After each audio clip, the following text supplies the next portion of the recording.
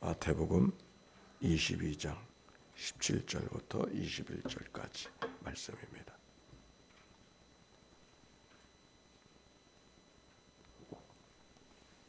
17절부터 봉독합니다. 그러면 당신의 생각에는 어떠한지 우리에게 이르소서. 가이사에게 세금을 바치는 것이 옳으니까 옳지 아니하나이까 하니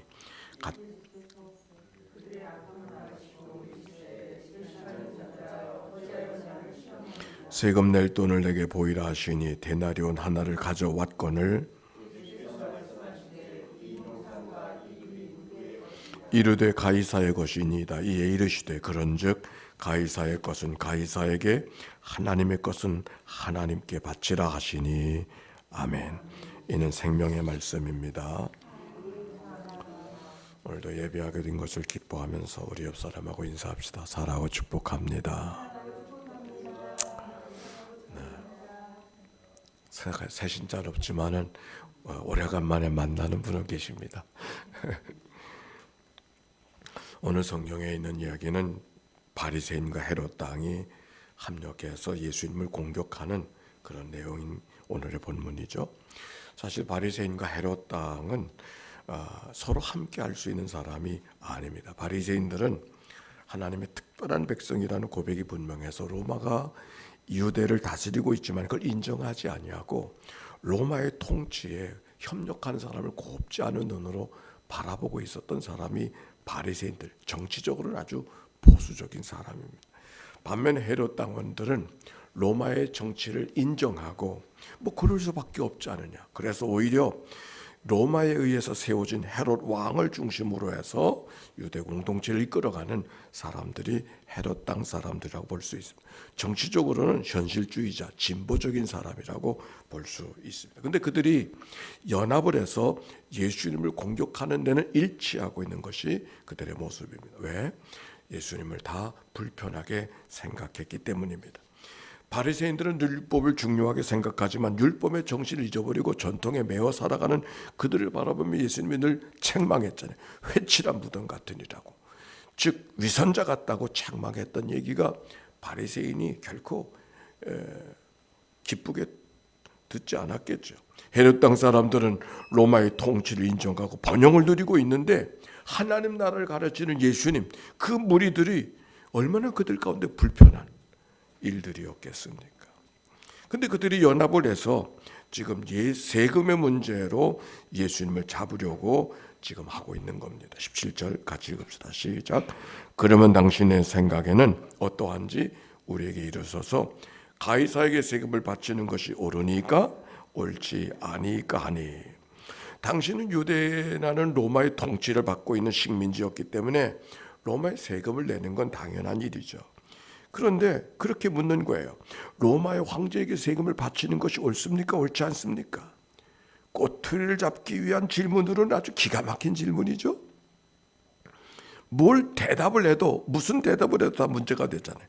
바치라고 하면 세금 바치기를 싫어하는 백성들의 원성을 들을 것이고 바치지 말라고 하면 나라의 실정법을 어기는 사람들이 되어졌으니 꼼짝없이 예수님은 도간에든지 그물에 걸린 고기가 된 셈이었습니다.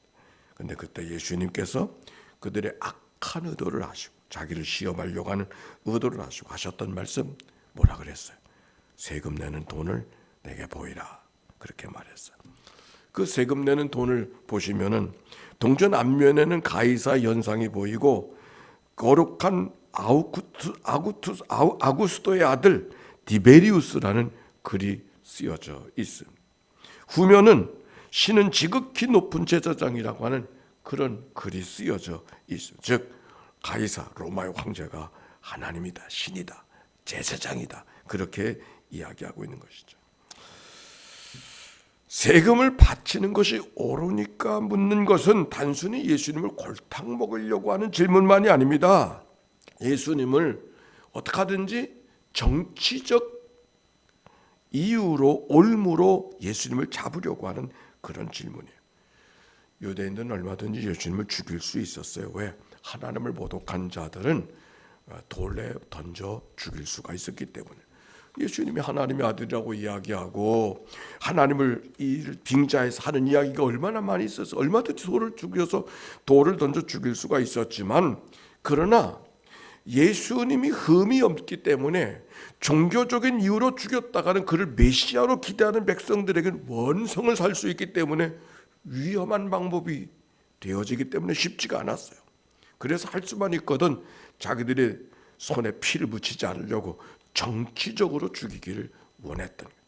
즉 예수님을 종교적으로 죽이는 것이 아니라 정치적으로 죽여야만 후환이 없는 것이죠. 더욱 그래야 예수님을 돌에 맞아 죽는 이가 아니라 십자가에 죽는 죽음을 처할 수 있기 때문에 그랬어요. 빌라도의 재판을 기억합니까? 죄가 있다고 이야기했지만 빌라도가 아무리 생각해도 정치적으로 죄가 없는 것 같아서 내가 아무 죄도 찾을 수 없다고 이야기하지 않았습니까? 그런데 결국 자신을 왕이라고 칭했다고 백성들을 선동했다고 해서 결국 정치적인 죽음으로 예수님을 십자가에 죽였던 사건을 우리가 성경을 통해서 찾아볼 수 있어요. 예수님이 이렇게 대답했어요. 이 어쩔 수 없는 절체절명의 순간에 예수님 말씀하시되 그 돈에, 세금 낼 돈에 형상과 그 글이 누구의 것이냐 이렇게 물었어요. 형상과 글이 누구의 것이, 여기 형상이라고 하는 말은 로마의 형상, 로마의 황제를 말하고 있는 거죠. 그런데 여기 형상 이미지라고 하는 말은 특별한 의미가 있어요. 하나님께서 창세기에 보면 하나 사람을 창조하실 때 우리의 형상을 따라 우리의 모양대로 우리가 사람을 만들자고 했던 그 창세기 1장 26절의 말씀, 여기 형상 이마고 데이, 하나님의 형상대로 지으셨다고 하는 말씀 속에 인간은 다른 짐승과 다른 존재로 하나님이 창조 지었던 그 형상을 지금 예수님이 이야기하고 있는 거예요. 여기 보이라고 하는 형상은 그저 창세기에 말씀하신 인간이 누군가 하나님의 형상을 닮았다고 하는 이 사실을 기억하게 하는 이런 말씀이에요. 갈라디아서 4장에 보면 바울도 너희 속에 그리스도의 형상이 이루기까지 내가 해산의 수고를 한다, 그렇게 바울이 고백했던 이야기가 있어요. 골로새서 3장 10절에 보면 새 사람을 입었으니 이는 자기를 창조하신 이의 형상을 따라 지식에까지 새롭게 하심을 입은 자니라. 우리가 예수 믿고 살아가는 삶이 새 사람이 누군가 하나님의 형상을 회복하는 거예요. 여긴 누구의 형상이냐, 이 형상을 보고 있느냐, 이것이 누구의 것이냐고 하는 말 속에는 다른 의미가 있는 것이죠. 그들이 이렇게 대답했어요. 가이사의 것이니이다. 가이사의 형상이니까 가이사의 것이니이다. 이에 이르시되 그런즉 다 같이 가이사의 것은 가이사에게, 하나님의 것은 하나님께 바치라. 이렇게 말씀해요. 이 말씀은 세금을 어디에다 내야 되는가를 가르치는 그런 말씀이 아닌 것이죠. 가이사의 것은 가이사에게, 가이사의 형상에 있는 돈을 갖고 있으니 이 돈의 권세를 갖고 있는 가이사에게 세금 내는 건 마땅하지 아니하는가? 로마의 통치를 받고 있으니까 로마에 세금 내는 게 뭐 물어볼 것도 없지 않은가? 그런 말이에요. 그러나 하나님의 것은 하나님께. 우리가 가이사의 세상을 현실적으로 살고 있지만 우리는 하나님의 형상대로 지음받은 존재 아닌가? 하나님의 형상대로 지음받은 하나님의 백성이니까 하나님의 것대로 살아가야 되지 않는가? 그러므로 하나님께 바쳐진 인생을 우리가 살아가야 되지 않는가라는 말씀이 이 말씀 속에 담겨져 있는 의미인 거예요. 사실 이 말씀이 그들이 얼마나 큰 놀라움을 주었는지 트집을 잡으려고 이야기했다가 오히려 책망을 듣는 예의가 돼버리고 말하지 않습니까? 로마의 충성을 다하는 헤롯 당한 사람들에게는 그래, 로마에게 그렇게 가이사에게 충성하는가? 그러면 우리는 근본 하나님의 형상으로 지음받은 존재인데 가이사에게 충성한다고 하나님께 소홀히 하면 되겠는가? 그런 말이 될 것이고, 세금을 내지 않으려고 하는 바리새인들에게 세금을 안 내기를 애쓰지 말고 하나님의 형상대로 지음받은 존재로 하나님께 자신을 드리는 삶을 살아가야 된다는 것 당연하지 않는가라고 하는 말씀을 하고 있는 것이에요. 이 말씀은 단지 세금을 어디에다 바치는지 알아야 된다고 하는 것을 가르치는 이야기가 아니라 그랬어요. 아니, 위기를 만났을 때 어떻게 위기를 모면할 수 있는가, 예수님의 지혜를 배우는 시간도 아닙니다. 그렇다고 세금을 바칠 것인가 말 것인가를 선택해야 되는, 무엇을 선택할 것인가를 이야기하는 것이 아니죠. 오히려 이럴 때는 이렇게, 저럴 때는 저렇게라고 하는 말로 들려질까 봐 염려가 되는 말씀이에요. 사실 이 말씀은 간단한 얘기가 아니에요. 왜냐하면 성경의 원문에는 가이사의 것은 가이사에게, 하나님의 것은 하나님에게라는 그 문장 사이에, 구절 사이에 카이라고 하는, 영어로 말하면 and라고 하는 그런 말이 이 말 속에 담겨져 있어요. 그 and, 카이라고 하는 말은 그리고라는 말로 당연히 번역되어지는 말이지만, 그러나 그 and라는 말을 따라서 이건 그러나의 뜻도 함께 있는 거예요. 즉 가이사의 것은 가이사에게, 그리고 하나님의 것은 하나님에게. 단순히 그렇게 말씀했다고 하면 이 말씀이 특별하지 않은 말씀이기 때문에 성경에 남아있지도 않을 거예요. 그런데 이 말씀은 그들에게는 가이사의 것은 가이사에게, 하나님의 것은 하나님에게, 이런 평범한 말로 들려지지 않았어요. 이거는 달리 그렇게 들려졌어요. 이 말씀을 했을 때 그 사람들이, 예수님을 트집 잡으려고 하는 사람들이 놀랐다고 했지 않습니까? 말의 뜻은 가이사의 것은 가이사에게, 하나님의 것은 하나님에게 바치라고 하는 말이지만, 이거는 그들이 생각지도 못했던 사실을 기억나게 하는 사건인 그 한마디가 된 거예요.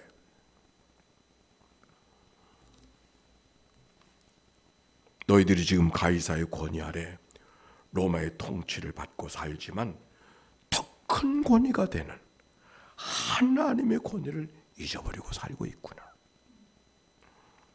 가이사의 권위가 아무리 커서 현실적으로 어쩔 수 없는 인생을 살아간다 할지라도 그 가이사의 권위도 하나님 주신 거 아닌가?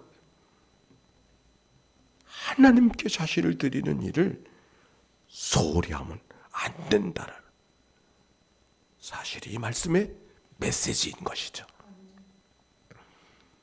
가이사의 것은 가이사에게, 하나님의 것은 하나님, 이런 평범한 이야기가, 그 사실을 이야기하는 것이 아니라 잊어버리고 살던 하나님, 가이사에 붙들려 사느라고 소홀히 하고 살았던 그 하나님, 그 하나님을 잊어버리면 안 돼. 아니, 너희들 잊어버리고 살고 있지. 그게 놀라운 거예요, 지금 이 말씀. 그래서 이 말은 그리고라는 말로 번역되기보다 가이사의 것은 가이사, 허나 하나님의 것은 하나님께 드려야 되는 거야. 같은 말이지만 의미가 달라. 마치 너희가 늘 하나님 앞에 제사 드리는 건 열심이지만 하나님께 사랑은 드리지 못해. 너희가 11조는 드릴 줄 알지만 정의와 긍휼과 믿음은 드리지 못하고 있잖아. 그 말이죠.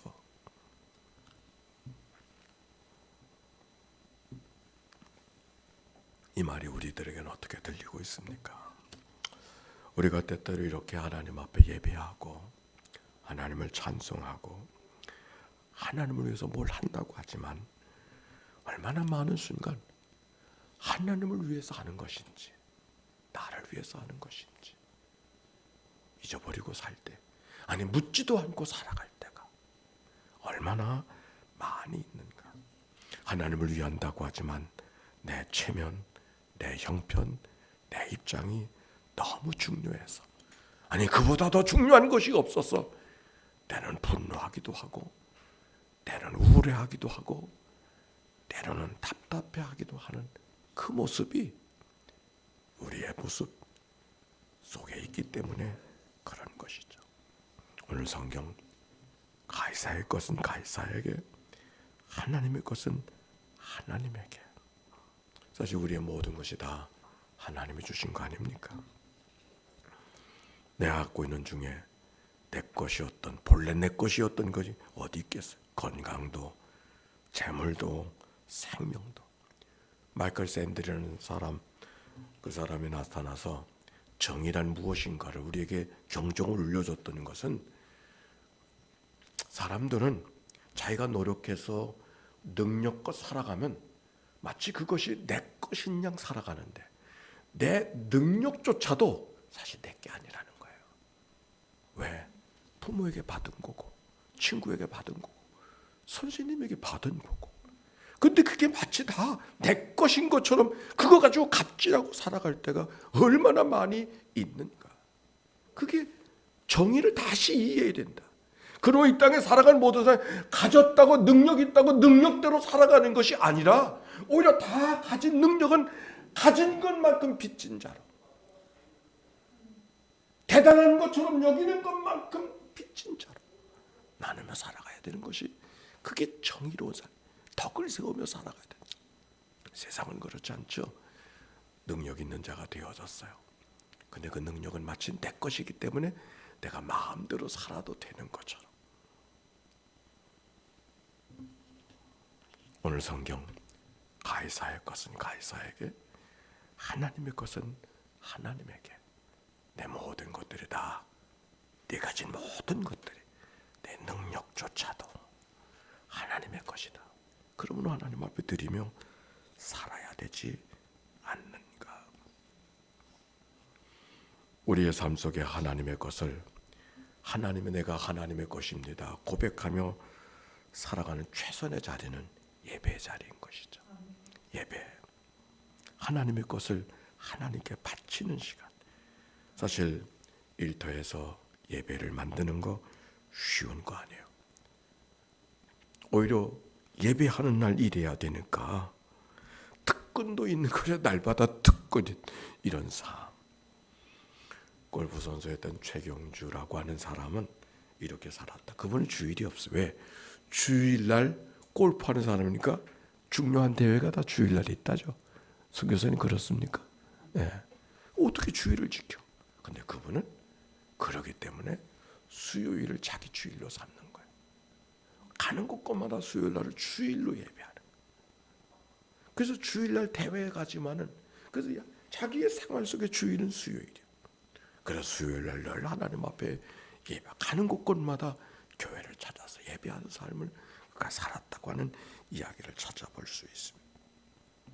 오늘 우리들의 예배, 오늘도 1시간 예배를 일터에서도 예배하고 있지만, 시간을 드리는 것, 시간만 드리는 것이 아니라, 목소리만 드리는 것이 아니라, 나를 하나님 앞에 제물로 드리는 그런 예배가 우리 안에 있게 되시기를 주의 이름으로 축원합니다.